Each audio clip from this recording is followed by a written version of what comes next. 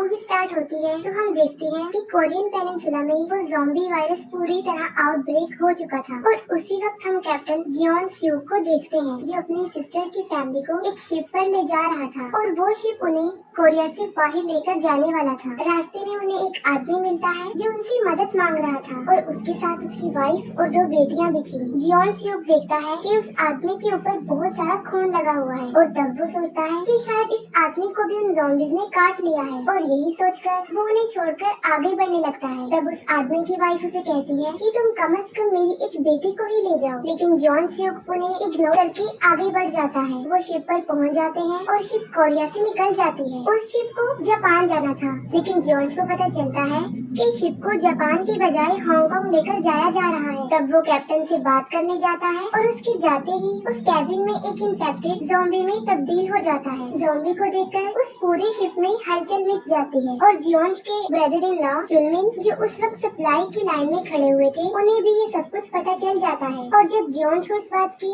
खबर मिलती है तो वो सीधा उस कैबिन की तरफ जाता है क्योंकि उसकी सिस्टर और उसका नेफ्यू भी उसी कैबिन में। वो ज़ॉम्बी उसे कैबिन के बाहर ही मिल जाता है और जियोन उसे शूट कर देता है और इसके बाद वो कैबिन में जाता है और देखता है कि जितने भी लोग उस वक्त कैबिन में थे वो सब अब इन्फेक्टेड हो चुके हैं और उन इन्फेक्टेड लोगों में उसका नेफ्यू भी था और उसकी सिस्टर अपने बेटे को पकड़कर बैठी हुई थी, लेकिन वो इन्फेक्टेड लोग किसी भी वक्त ज़ॉम्बी में बदल सकते थे। और यही सोचकर जियोन अपनी सिस्टर को वहाँ से ले जाने लगता है, लेकिन वो अपने बेटे को अकेला छोड़कर जाने के लिए तैयार नहीं थी और बस थोड़ी ही देर में वो सारे इन्फेक्टेड ज़ॉम्बी बन जाते हैं और उन लोगों पर अटैक कर देते हैं। जियोन उन सबको मारने की कोशिश करता है और वो देखता है कि उसका इन्फेक्टेड नेफ्यू अपनी मदर को काट रहा है, लेकिन इसके बावजूद भी वो कुछ नहीं कर सकता था। और तभी वहाँ पर चुलमिन भी आ जाता है। जियोन कैबिन का दरवाजा बंद करके उसे बाहर ही रोक देता है। कैबिन के सारे ज़ॉम्बीज़ उसकी सिस्टर को खा रहे थे और वो सब कुछ अपनी आंखों के सामने देख रहा था। इसके साथ ही हमें पता चलता है कि जो कुछ भी हुआ था वो 4 साल पहले हुआ था। उस शिप पर कुछ इन्फेक्टेड लोग थे और वो लास्ट शिप थी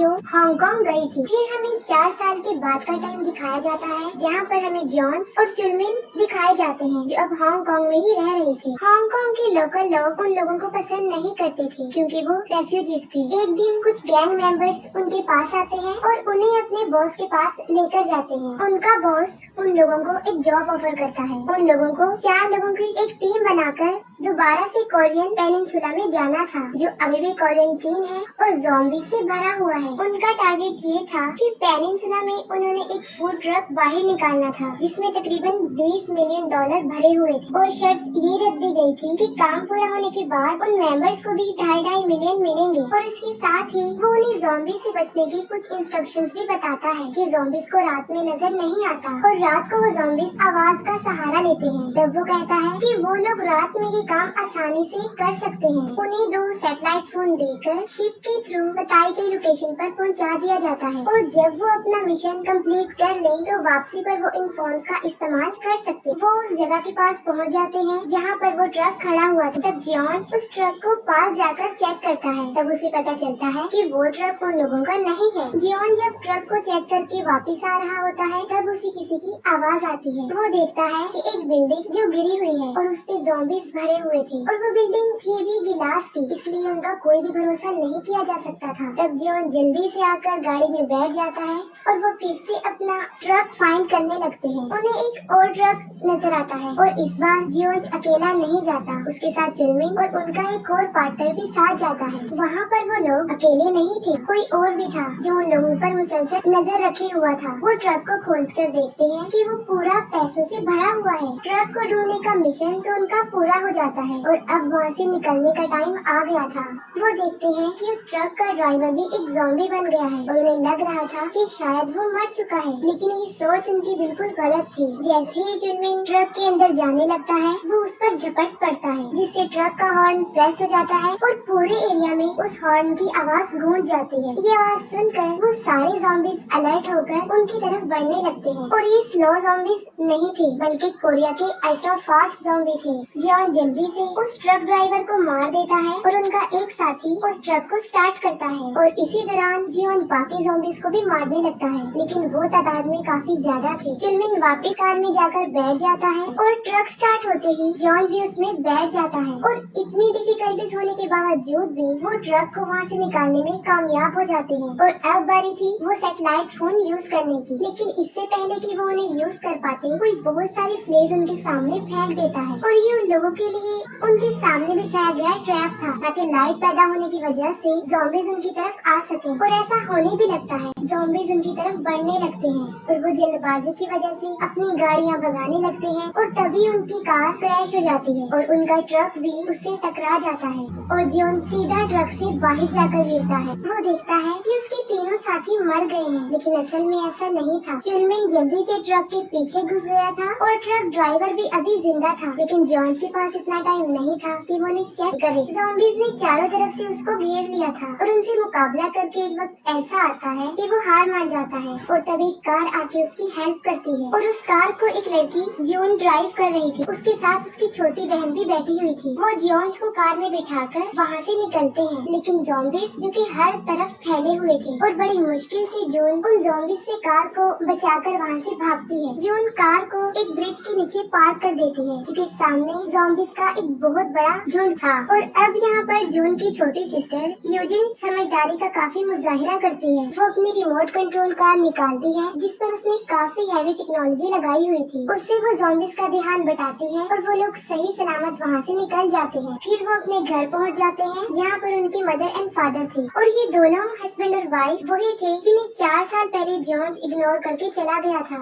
और उसके हाथ में जो छोटी बच्ची थी वो यूजिन थी, जिनकी जान बचाने से जॉन्स ने इनकार किया था। आज उन्हीं ने उसकी जान बचाई। दूसरी तरफ उन लोगों के ट्रक के पास एक पूरा गैंग पहुंच जाता है और इस गैंग का नाम यूनिट 631 था, जिसका लीडर था फर्स्ट क्लास होंग। वो देखता है कि ट्रक ड्राइवर अभी भी जिंदा है, लेकिन उसकी जान बचाने की बजाय वो उसे मार डालता है। और यहाँ पर हमें इन लोगों के नेचर के बारे में पता चलता है कि ये भी किसी ज़ॉम्बी से कम नहीं है और ये वही गैंग था जिन्होंने इनके सामने फ्लेस फेंकी थी उन लोगों को फंसाने के लिए। वो उस ट्रक को लेकर वहाँ से चल पड़ते हैं, ये सोचकर कि शायद वो फूड से भरा हुआ होगा। वो अपने मिलिट्री कंपाउंड तक पहुँचते हैं जहाँ पर वो काफी फेमस थे। दूसरी तरफ जॉर्ज देखता है कि जून के फादर एल्डर किम किसी जेन से रेडियो पर बात करने की कोशिश कर रहे हैं और उसे यकीन था कि जेन उन्हें यहाँ से बाहर निकाल लेगी, लेकिन बैड न्यूज ये थी कि मिलिट्री ऑपरेशन 4 साल पहले ही बंद हो चुके थे और उन तीनों को भी इस बात का पता था कि उन लोगों को यहाँ से निकालने के लिए कोई नहीं आएगा। लेकिन जब उन्हें पता चलता है कि जॉर्ज हांगकांग से है तो वो काफी हैरान हो जाते हैं कि 4 साल में उन लोगों को कोई नहीं बचाने आया, लेकिन पैसों की खातिर 1 मिनट लोग यहाँ पर आ गए। जॉन की मदर उससे पूछती है कि उसके बाकी साथियों का क्या हुआ। वो कहता है कि वो सब मारे गए। और उधर जब वो लोग ट्रक खोलते हैं तब उन्हें चुलमिन भी वहाँ से मिल जाता है। वो उसे पकड़ लेते हैं और किसी गेम के लिए उसे ले जाते हैं। एक आदमी उस ट्रक को चेक करता है और जब वो बैग खोलता है तब उसकी भी आंखें खुल जाती हैं। वो सीधा कैप्टन सीईओ के पास जाता है और उसे सारा इंसिडेंट बता देता है। वो जाकर ट्रक को चेक करता है तब उसे बहुत सारे कैश के साथ सैटेलाइट फोन भी मिलते हैं। फोन को ऑन करते ही उस पर कॉल आती है और कॉल उठाने पर सीईओ को पता चलता है कि ये ट्रक किसी ऑपरेशन का पार्ट है जिसमें ट्रक को वापस लाने वाले को पैसे भी मिलेंगे और उन्हें कोरिया से बाहर भी निकाला जाएगा। और बस यही सुनते ही वो खुद ट्रक को बोट पर ले जाने की तैयारी करता है और इस बात को वो सीक्रेट रखता है। दूसरी तरफ चुलमिन को बाकी स्लेव्स के साथ रखा जाता है और उन्हें देखने के लिए बहुत सारे लोग जमा हुए होते हैं। ये एक गेम शो था जहाँ पर ज़ॉम्बीज़ और इंसानों ने एक दूसरे की आमने सामने आना था और सारे ऑडियंस ये देखने के लिए काफी एक्साइटेड थे। पहला राउंड कुछ लोग ही सरवाइव कर पाते हैं और उनमें चुलमिन भी शामिल होता है। उधर जॉर्ज और वो लोग ये बात डिसाइड करते हैं कि वो मिलिट्री कंपाउंड में जरूर जाएंगे और वो ट्रक में से सैटेलाइट फोन लेने जाएंगे और उसकी मदद से वो पेनिनसुला से बाहर निकल जाएंगे। तब वो डिसाइड करते हैं कि वो रात को यहाँ से निकलेंगे ताकि उन्हें यहाँ से जाने में कोई दिक्कत ना आए। और जॉर्ज को ये बात हजम नहीं हो रही थी कि 4 साल पहले उसने उस फैमिली की हेल्प नहीं की थी और ये बात जाकर वो जून की मदर को बताता है, जिस पर वो बिल्कुल भी हैरान नहीं होती। वो कहती है कि ये कोई बड़ी बात नहीं। दूसरी तरफ कैप्टन सीओ और उसका एक साथी भी बगैर किसी की नजर में आए वहाँ से निकलने की तैयारी कर रहे थे। रात हो जाती है और जॉर्ज और बाकी लोग कार में बैठकर वहाँ से निकल जाते हैं। लेकिन वो लोग मिलिट्री कंपाउंड में नहीं जाते और जॉन की मदर कार को थोड़ा दूर ही रोक देती है और वहाँ से सिर्फ मिंजू और जॉर्ज ही ट्रक को चेक करने जाते हैं। उन्हें वो ट्रक भी मिल जाता है और ढूंढने पर वो सैटेलाइट फोन भी मिल जाता है, लेकिन अफसोस कि वो मोबाइल टूट गया था। और इतनी देर में कैप्टन सीओ का पार्टनर प्राइवेट किम भी वहाँ पर आता है और उसे गन पॉइंट करके खुद ही सारी बातें उगल देता है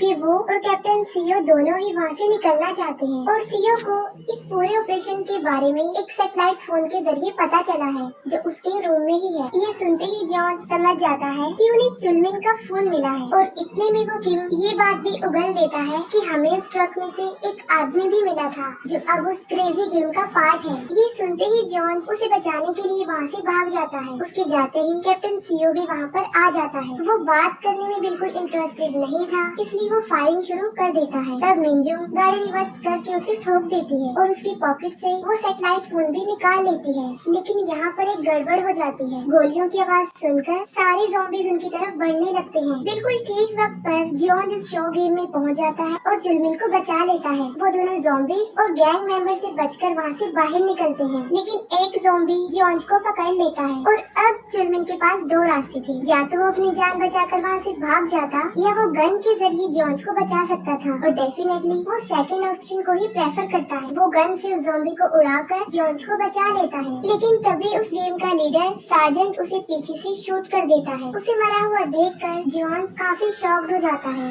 वो काफी दुखी था। उसे कुछ भी समझ नहीं आ रहा था कि वो क्या करे। उसकी तो सारी फैमिली ही अब खत्म हो चुकी है और वो सार्जेंट उसे भी शूट करने ही वाला था। तभी मिंजुंग वो ट्रक लेकर वहाँ पर पहुँच जाती है और वो जॉर्ज को ट्रक में बैठने पर काफी इंसिस्ट करती है। उनके ट्रक को भी ज़ॉम्बीज़ ने चारों तरफ से घेरा हुआ था और शीशा टूटने की वजह से वो अंदर भी आ रहे थे। और तब उन्हें एक लाइट नजर आती है और वो कोई और नहीं जून थी, जो अपनी कार की लाइट से उन ज़ॉम्बीज़ को अपने पीछे लगा लेती है। बड़ी समझदारी से वो उन ज़ॉम्बीज़ का ध्यान बटाकर आगे बढ़ने की कोशिश करते हैं, लेकिन उनके पीछे पूरा गैंग पड़ा हुआ था जो उन लोगों को रोकने की पूरी कोशिश कर रहे थे। कुछ गाड़ियों को तो जून ही ठिकाने लगा देती है, लेकिन उसी गैंग में उसके टक्कर का ही एक ड्राइवर उसे मिलता है और वो ड्राइविंग में जून की तरह ही स्किल्ड था, लेकिन जून उससे ज्यादा समझदार थी और वो बड़ी समझदारी से उससे भी पीछा छुड़वा लेती है। बहुत सारी गाड़ियाँ डिस्ट्रॉय होने के बाद वो गैंग मेंबर डोंग अपनी अगली ट्रिक का इस्तेमाल करता है। वो सभी कार पर लगी हुई बड़ी बड़ी हेडलाइट्स को ऑन कर देता है, जिससे वो ज़ॉम्बीज़ फिर से उनका रास्ता ब्लॉक करने लगते हैं।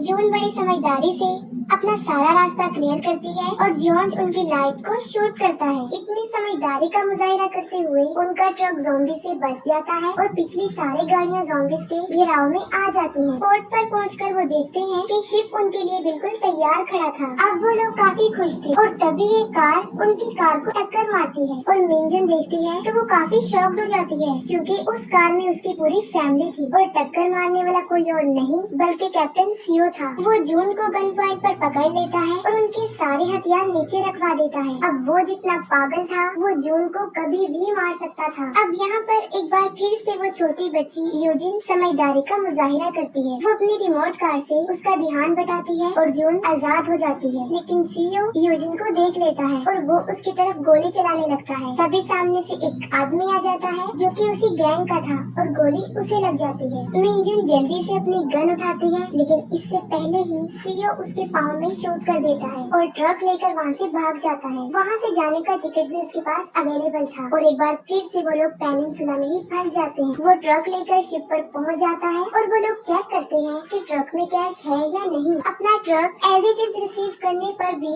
वो अपना वादा पूरा नहीं करते और सीओ को शूट कर देते हैं, लेकिन अभी भी सीओ जिंदा था। वो ट्रक को रिवर्स करके फुल स्पीड में ट्रक चला देता है और ट्रक शिप से बाहर आ जाता है। दरवाजा खुलते ही सारे ज़ॉम्बीज़ अंदर आने लगते हैं और इतने सारे ज़ॉम्बीज़ को कंट्रोल करना उनके लिए काफी मुश्किल था। सीओ खुद भी डूबता है और उन लोगों को भी साथ लेकर डूबता है, लेकिन ये सब कुछ जॉर्ज और वो बाकी फैमिली भी देख रही थी। जब कैप्टन सीओ यूजिन को शूट कर रहा था तो उसके सामने आने वाला आदमी कोई और नहीं बल्कि उसके फादर एल्डर किम ही थे, जो आहिस्ता आहिस्ता दम तोड़ रहे थे और वो मर जाता है। उसके मरते ही एक मिलिट्री चॉपर वहाँ से गुजरता है और वो सब उसे सिग्नल करके रोक लेते हैं। ज़ॉम्बीज़ भी उनकी तरफ बढ़ रहे थे, लेकिन मिंजुन भाग नहीं सकती थी और इस बार वो जॉन से प्रॉमिस करती है कि अब वो उनकी बेटियों की हेल्प जरूर करेगा। जॉन उसकी दोनों बेटियों को चॉपर की तरफ लेकर जाता है और पीछे से वो उन ज़ॉम्बीज़ का मुकाबला करती है। वो एक ट्रक में बैठकर उसका हॉर्न प्रेस कर देती है, जिससे सारे ज़ॉम्बीज़ उसकी तरफ आ जाते हैं। चॉपर पर पहुंचकर वो देखते हैं कि उनकी मदद करने वाली कोई और नहीं बल्कि वो मेजर जेन थी, जिसका उनके फादर ने उनके सामने जिक्र भी किया था। जून उन्हें कहती है कि वो उनकी मदद की हेल्प करे, लेकिन वो सोल्जर्स इस काम के लिए मना कर देते हैं क्योंकि सारी सिचुएशन उनके हाथ से निकल चुकी थी। तभी जून उसी की गन निकाल कर उसे गन पॉइंट कर देती है और कहती है कि वो अपनी मदद के बगैर यहाँ से नहीं जाएगी। और तभी वो देखती है कि उसकी मदर सुसाइड करने ही वाली है। ये देखकर वो पागल हो जाती है, जिस पर जेन उसे कहती है कि तुम्हारी मदर बिल्कुल सही कर रही है, यही उन सबके लिए बेहतर है। वो दोनों काफी रो रही थी और जॉन उन्हें देख रहा था, बिल्कुल वैसे ही जैसे उसने अपनी बहन को मरते हुए देखा था। लेकिन वो उन लोगों में से था जो बाद में कहते हैं कि कोशिश की थी लेकिन कुछ भी नहीं हुआ। लेकिन इस मर्तबा वो सिर्फ कोशिश ही नहीं करता, ज्यादा कोशिश करता है। वो फौरन उसे बचाने जाता है और उसे देखकर मिंजुन भी अपना डिसीजन बदलती है, क्योंकि अब जीने की उम्मीद उसे भी नजर आ रही थी, जो पहले बिल्कुल भी नजर नहीं आती। वो बैकफायर करती है और इतनी देर में कि वो चॉपर तक पहुँचे, जॉन उन ज़ॉम्बी से मुकाबला करता है। इतनी कोशिश करने के बावजूद भी फाइनली उनकी मदद बच जाती है। वो चारों बिल्कुल सही सलामत उस चॉपर में आकर बैठ जाते हैं और सही सलामत पेनिनसुला से निकल जाते हैं और यहीं पर ये मूवी एंड हो जाती है।